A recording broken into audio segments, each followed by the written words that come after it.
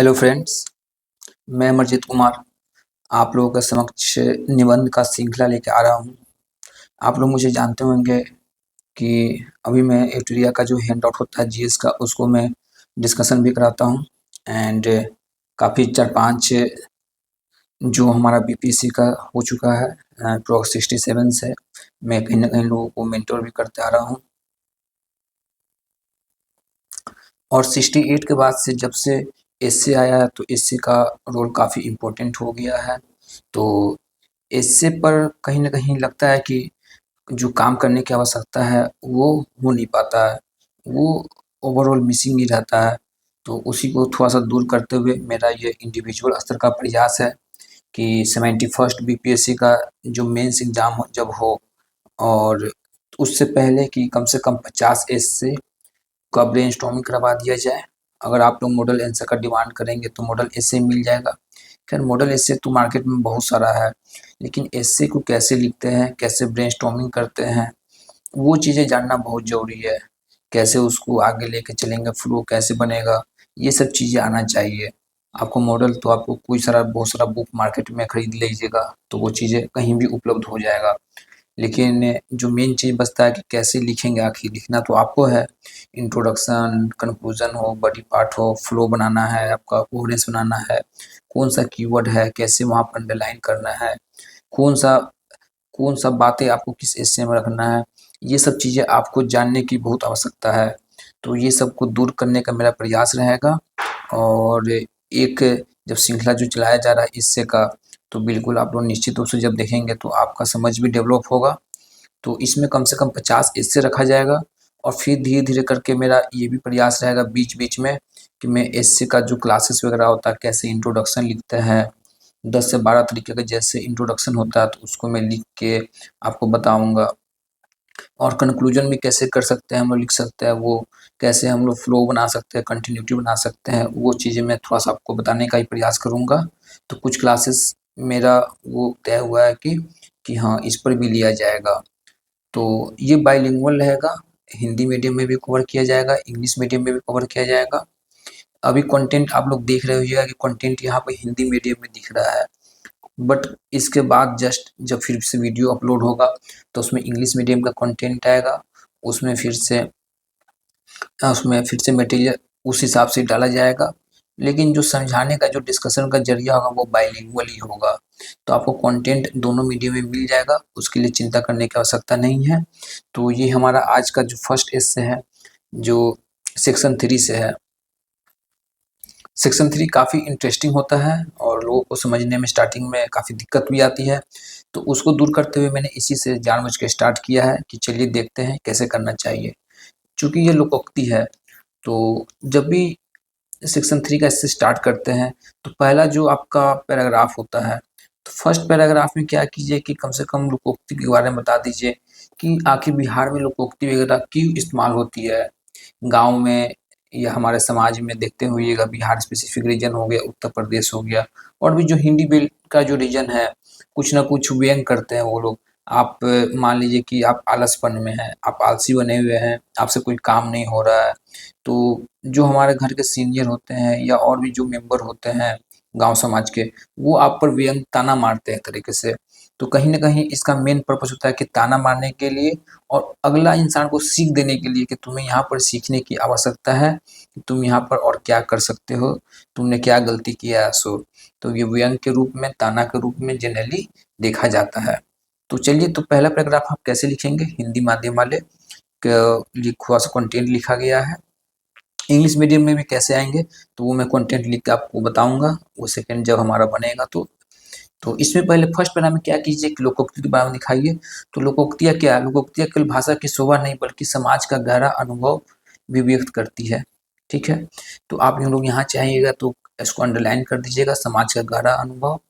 कुछ लोकोक्तियों समाज के उपदेश देती है तो कुछ व्यंग करती है। इसी प्रकार ये लोकोक्ति खाए के ठेकान न नहाए के तर के समाज पर व्यंग्यात्मक प्रहार करती है। ठीक है, तो आप बता दिए कि लोकोक्ति क्या होता है और उसके बाद खाए के ठिकान न नहाए के तर के जो क्वेश्चन था, जो मतलब लोकोक्ति था, हमने उसको भी यहाँ पर मेंशन कर दिया। तो ये हो गया, यह लोकोक्ति अपने अलग अलग स्वरूप में बिहार के विभिन्न क्षेत्रों में उपयोग की जाती है। इस लोकोक्ति का समान अर्थ है कि किसी व्यक्ति को खाने तक का ठिकाना नहीं है, लेकिन वो तब भी नहाने का ढोंग करता है। इट मीन्स, आप समझने का कोशिश कीजिए। सबसे पहले लोकोक्ति का मतलब क्या है? तो उसके पास बेसिक रिसोर्सेज नहीं है, जो मूलभूत जो आवश्यकता है उसको पूर्ण नहीं कर पा रहा है, फिर वो दिखावे की दुनिया में जी रहा है। एग्जाम्पल के रूप में समझ सकते हैं कि उसके पास घर में खाने पीने के लिए कुछ सामान नहीं है, वो खा पी नहीं रहा है, लेकिन वो अच्छा-अच्छा ब्रांडेड कपड़ा पहन के, ऐसे कपड़ा ब्रांडेड पहनना चाहिए, उसमें नहीं बोल रहा हूँ। लेकिन होता है ना कि जब बेसिक नीड्स की बात करते हैं तो सबसे पहले हमारा रोटी आता है, फिर उसके बाद कपड़ा बोलते हैं, फिर उसके बाद मकान बोलते हैं। उस तरीके से हमारा नीड बढ़ता है, जिसको अब्राहम मास्लो, आप लोग पढ़िएगा, थिंकर थे, तो उन्होंने एक बहुत अच्छा थ्योरी दिया है आपका, हायरार्की ऑफ नीड्स। तो कैसे नीड्स हमारा बढ़ता है, पहले हम लोग खाना खोजते हैं, फिर ज़रूरत की सामान फिर देखते हैं, फिर घर ढूँढते हैं, फिर सिक्योरिटी ढूँढते हैं, फिर समाज में एक रिस्पेक्ट ढूँढते हैं। तो ये सब चीज़ें हैं। तो अब्राहम मास्लो का आप यहाँ पे लिंक कर सकते हैं। तो इससे आपको क्या हुआ, एक आप चिंतक का नाम भी यहाँ पर कर जोड़ लिए आप लोग। तो ये चीज़ रहा। इसका विशेष अर्थ में यदि इस पंक्ति का विश्लेषण करें तो यहाँ खाना मनुष्य के मूलभूत ज़रूरतों को अंकित कर रहा है तथा नहाना उसके बाहरी आडंबर तथा दिखावा को। अर्थात यदि इस पंक्ति को एक वाक्य में समझे तो यह पंक्ति हमारे समाज की उस वास्तविकता पर व्यंग करती है जहाँ मूलभूत आवश्यकता की कमी है, लेकिन बाहरी आडंबर, दिखावा एवं त्रुटि समाज में प्रतिष्ठा में उलझे रहते हैं।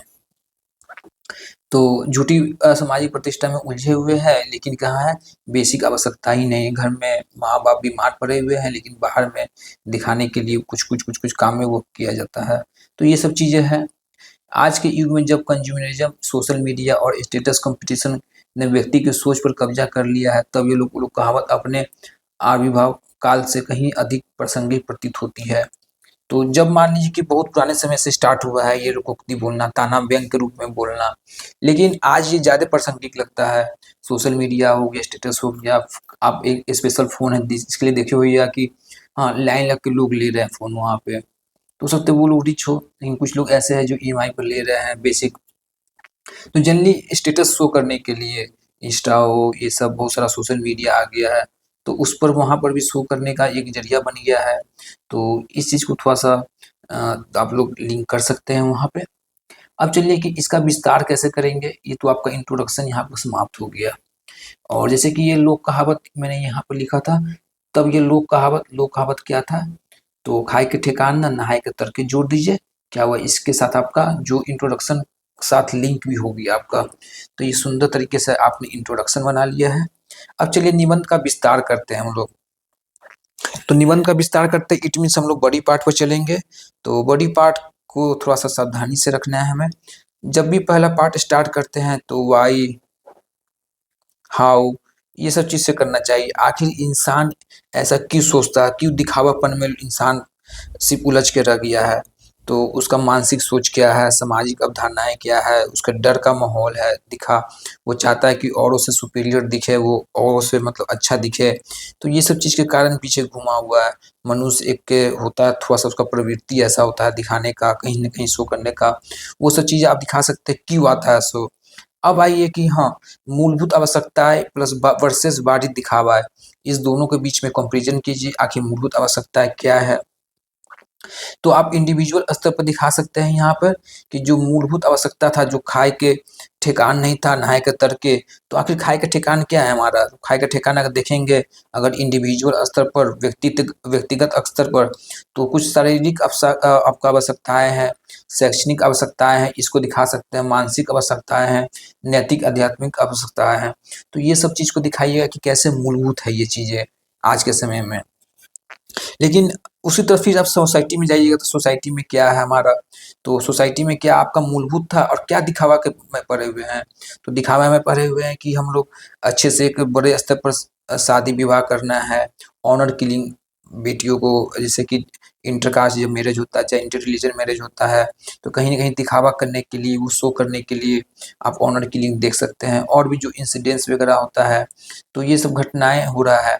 तो ये सब घटना आप लोग वहाँ पर देख सकते हैं कि कैसे-कैसे होती रहती है सो। तो आप लोग दिखा सकते हैं सोसाइटी में क्या आवश्यकता था हमारा, मतलब खाए के ठेकान क्या था मतलब, और नहाए के तर के, तो खाए के ठिकान भी नहीं है लेकिन नहाए के तर के वो दिखावा कर रहे हैं हमें एकदम वहाँ पे। तो इस सब चीज़ों को आप जोड़ेंगे, सामाजिक सुरक्षा भी जोड़ेंगे, कैसे महिलाओं के लोग के साथ होता है, तो वो चीज़ जोड़ेंगे कि क्या दम मतलब खाए का ठिकाना क्या था, कि महिलाओं को सुरक्षित देना, उनके बेसिक नीड्स को फुलफिल करना। लेकिन क्या हो रहा है नहाए के तर के, तो मतलब कहीं न कहीं उनके जो बेसिक नीड्स है उनको फुलफिल नहीं किया जा रहा है, बस दिखावा किया जा रहा है कि हाँ, हम उनको ये दे रहे हैं, वो दे रहे हैं, लेकिन समाज में क्या स्थिति है उसके साथ आप वैसे लिंक कर सकते हैं। उसी तरह आप आइएगा स्टेट का आइएगा तो स्टेट का दे सकते हैं, राज्य का कि आर्थिक स्थिरता, आंतरिक व बाहरी सुरक्षा, थोड़ा सावधानी से लिखेंगे, ये सब सेंसिटिव पॉइंट होता है। तो कैसे फ्रेम करना है, तो आप लोग डायरेक्टली अटैक नहीं कीजिएगा। इकोनॉमी सर्वे जो आपको दिया हुआ है, आर्थिक सर्वेक्षण, उसको आर्थिक सर्वेक्षण को खोल के क्रिटिसाइज करना हो तो क्रिटिसाइज वहाँ कर सकते हैं कि गवर्नमेंट को कहाँ-कहाँ इम्प्रूव करने की आवश्यकता है। जो कहाँ पर बेसिक नीड्स था, कहाँ पर हमारा कहीं न कहीं लगता है कि नहीं हम लोग दिखाने के मुँह में लगे हुए हैं सब चीज़ें। तो ये सब पॉइंट रहा हमारा। नेक्स्ट पॉइंट रहा कि हमारा कि नेशन, तो राष्ट्र का जो हम लोग बात कर सकते हैं, विश्व का बात कर सकते हैं हम लोग कि क्या है। हो सकता है तो इन्वायरमेंट का ही बात कर सकते हैं कि हम लोग।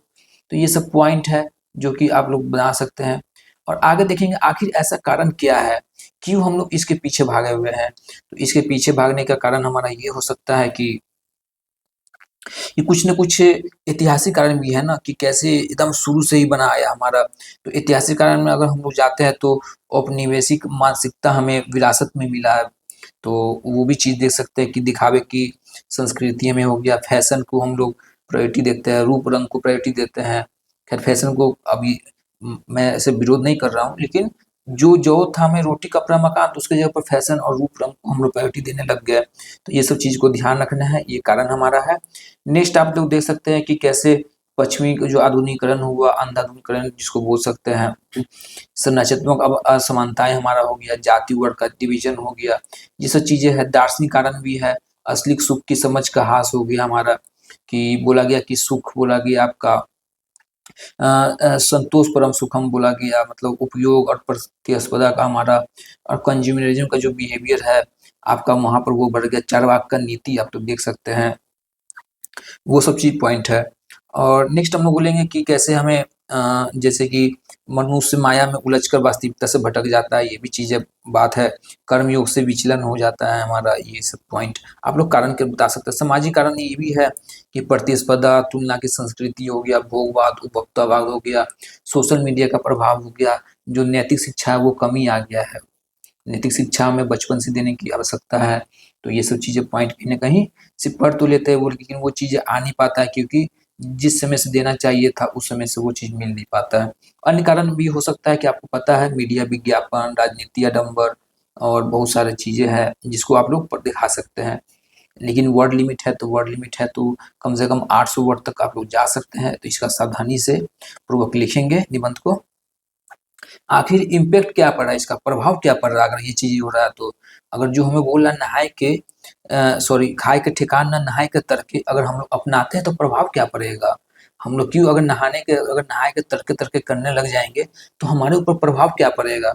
इस तरीके से उसका कीवर्ड लेके इसका जोड़िएगा, तो आप आर्थिक ऋण में पड़ सकते हैं, उलझ के जिसको डेब्ट ट्रैप बोलते हैं, नैतिक पतन हो जाता है इंसान का, मानसिक अस्वस्थता बढ़ जाती है, सामाजिक असमानताएँ बढ़ती है, आपका संसाधनों का दबाव बढ़ता है हमारा, नीतिगत विशेष जो फ़ोटो उस बजट का संतुलन होता है, जहाँ पर खर्च करने की आवश्यकता है वहाँ नहीं करते हैं, जहाँ पर करने जहाँ पर हमें ज़रूरी है, वो चीज़ें मिसिंग होने लग जाता है। तो ये सब चीज़ें दिखा सकते हैं कि कैसे हमें सोसाइटी में, स्टेट में, नेशन में, वर्ल्ड में हमारा देखिएगा अभी जलवायु संकट कैसे मंडरा गया है हमारा, संसाधनों पर दबाव बनते जा रहा है। तो ये सब है, इसको दूर करने के लिए आखिर गवर्नमेंट ने कुछ स्टेप भी लिया है। गवर्नमेंट आपका देखेंगे ग्रीन बजट बनाती है, पेरिस एग्रीमेंट साइन हुआ आपका, और भी बहुत सारा स्कीम गवर्नमेंट लेकर आई है जिसको दूर करने के लिए इनिशिएटिव लिया गया है इसको, कि लोग समझे कि हमें मतलब खाए के ठिकान क्या है, तब खाए के ठिकान समझेंगे तब करेंगे हम नहाए के तरके। तो ये सब स्कीम कुछ गवर्नमेंट लेकर आई है, इंडिविजुअल लेवल पर कुछ इनिशिएटिव केस स्टडी आपको लगेगा दुनिया में तो वो सब चीज़ें बता सकते हैं। वे फॉरवर्ड में थोड़ा सा आप चलेंगे हम लोग प्री कंक्लूजन, जिसको वे फॉरवर्ड भी आप लोग जनरली जीएस में जानते हैं, इसको प्री कंक्लूजन भी बोलते हैं एसए में इसको। इट मीन्स अब जो भी सेक्शन 3 का होगा ना, तो आपको समझने की आवश्यकता है कि प्री कंक्लूजन में क्या लिखा है। तो प्री कंक्लूजन में हमें जनरली जो वे फॉरवर्ड जिसको बोलते हैं, तो वहाँ पर आपको अगर ये निबंध में लोकोक्ति तो खैर बहुत पुराना है, तो ये अगर लोकोक्ति आपसे लिखवाया जा रहा है, तो अभी के समय में कैसे ये फिट बैठेगा, कैसे जो समस्या है उसको समाधान देगा। तो वो समाधान हमारा कुछ एग्जाम्पल दे के बता सकते हैं हमें भोग नहीं योग करना है, उपयोगिता का जो हमें सिद्धांत है उसको अपनाना है, ये सब चीज़ें करना चाहिए हमें। जो इंडिविजुअल सोसाइटी लेवल पर समाधान, ये सब कुछ आप बता सकते हैं वे फॉरवर्ड में, कि कैसे हम लोग आगे की तरफ बढ़ सकते हैं। नेक्स्ट है कि इसका थोड़ा सा देखिए, अब हम लोग कंक्लूजन की तरफ बढ़ रहे हैं। तो व्यक्ति के चरित्र से समाज की व्यवस्था बनती है, समाज से न्यायपूर्ण राज्य का निर्माण होता है, न्यायपूर्ण राष्ट्र से समृद्ध राष्ट्र बनता है, और समृद्ध राष्ट्रों से ही शांति से परिपूर्ण विश्व का निर्माण होता है।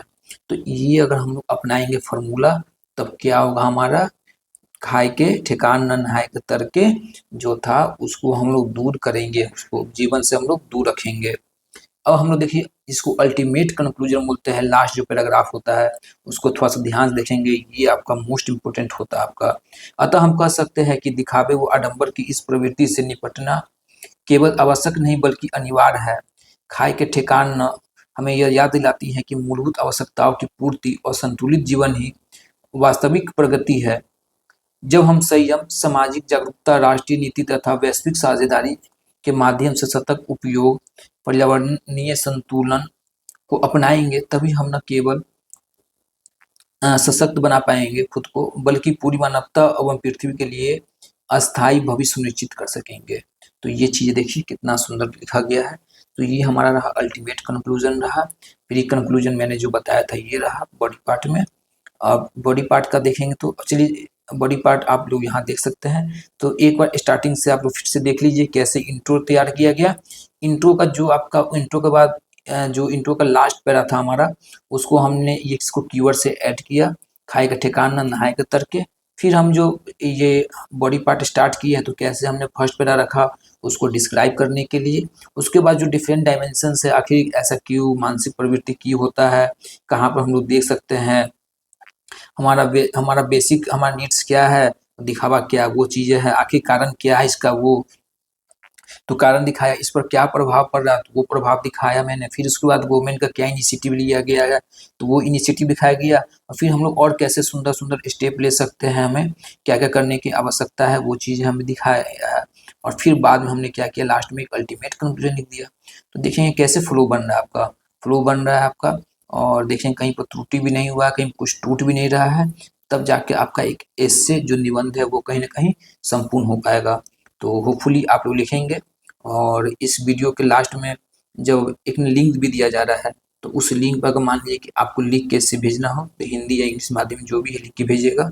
एवेल्युएशन अगर जितना मुझे समय मिलेगा उस हिसाब से एवेल्युएशन करके मैं वहीं पर उसी ग्रुप में डाल दूँगा। तो चलिए मैं उम्मीद करता हूँ कि आप लोग लिखेंगे और जल्दी हम लोग अगला इससे लेके आएंगे। All the best.